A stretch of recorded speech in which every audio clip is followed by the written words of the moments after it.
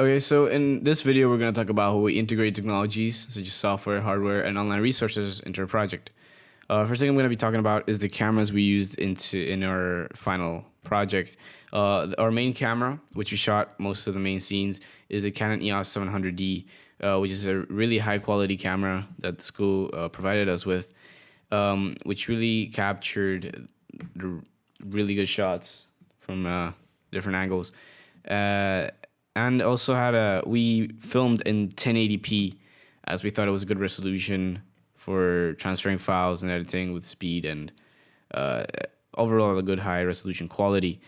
Apart from using the Canon 700D, we also used our GoPro Hero 4 Black. This is a really high quality compact action camera, which allowed us to capture really good high quality footage, as well as being able to shot from areas and scenes and angles that we could not do with a 700D, which is a much heavier and fragile camera.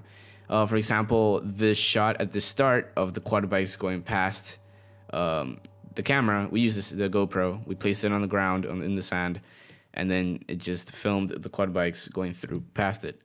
If we use the 700D, we would be, putting in risk a really expensive camera, as well as the sand getting in the camera. But the GoPro has this protective plastic casing around it that protected it from the sand. With the GoPro, we filmed at a 4K resolution, and we did this so we could capture the highest possible quality, and then just downgrade it to 1080p using Premiere Pro. So it's a really compact, nice little camera. Films really high quality shots, really good wide angles as well, which is really useful for a start, as well as some facial shots and expressions. We duct taped it to the buggy, and we used some of the shots to capture facial expressions. The next thing that we used is Blogger. Now, Blogger is this online blogging website where we were able to post our progress of our film, our research, preliminary task.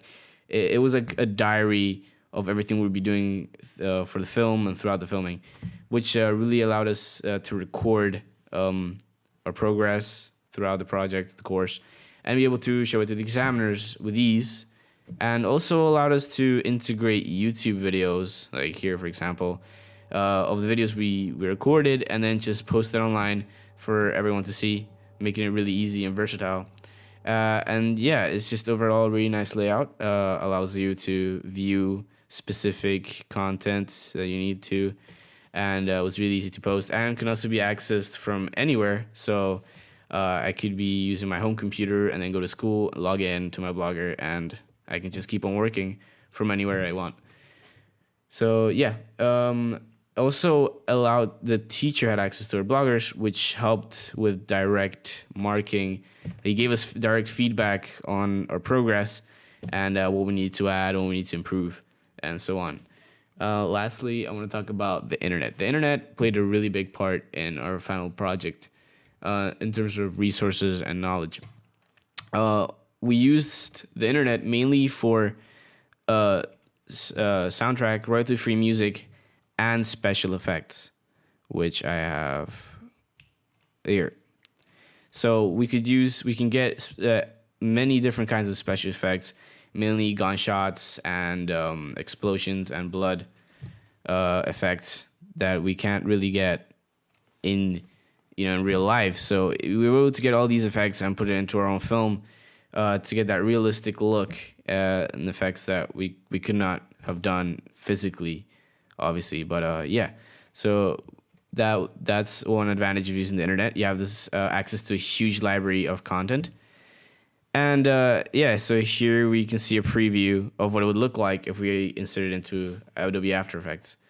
We also used the internet to get royalty-free music, obviously, so we don't get copyrighted, and to use our for soundtrack of our movie. Since it's a very action-packed movie, we need to have a high-paced, fast-paced soundtrack that we could find on these royalty-free websites, as well as YouTube as well. We can use YouTube MP3, and then we can download any royalty-free music we find online, and then it would just download it as a sound clip file and insert it straight into our movie. Um, Also, the internet also allowed us to get online tutorials on how to use different software. For example, lynda.com is a good website that has online tutorials on how to use Premiere Pro. We use this to really expand our knowledge on Premiere Pro and be able to do as much as we can and learn the skills needed to produce a high quality product.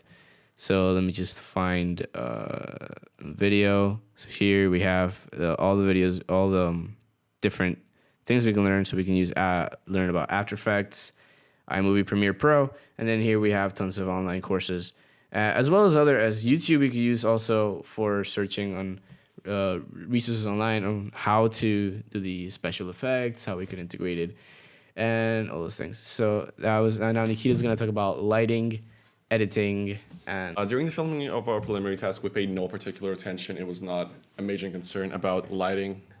The whole point of the preliminary task was to show our knowledge of angles, camera shots, and editing techniques, which were all really basic and simple.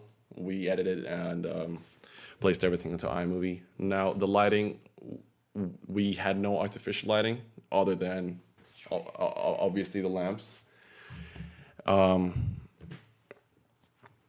So here we have the first shot, which varies in lighting from other shots. It has really high level lighting. Most obviously because of all the lights. We did not use any artificial lighting elements or digital effects. However, if we go on to our next shot, the lighting sort of fades away and comes back. There's a gradient of lighting. However, as we get to the stage of the interview, the lighting kind of stays the same as the environment does not change, which again reflects upon the fact that we did not intend to change the lighting or alter it. It was not a major concern. However, in our final task, even though we still did not focus on lighting as a major element or a key factor of editing and filming, the sort of environmental lighting and added a lot of elements. So weather changes, for example, the clouds, they gave certain shots a different feel. So sort of when clouds were going over the sun, different times of day, because we filmed over the course of 2 days.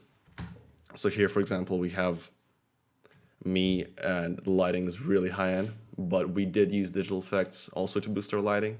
So you can see an artificial lens flare, which I edited through After Effects. So over here, it's kind of more darker. It was a different time of day. Whereas during the chase scene, the lighting goes up a level, but this was not intentional, as I said. But yeah, it did add a really nice and realistic effect. However, these lighting changes had no contrast between them. There was a smooth gradient going between the shots, which I guess aided to the composition of all the shots.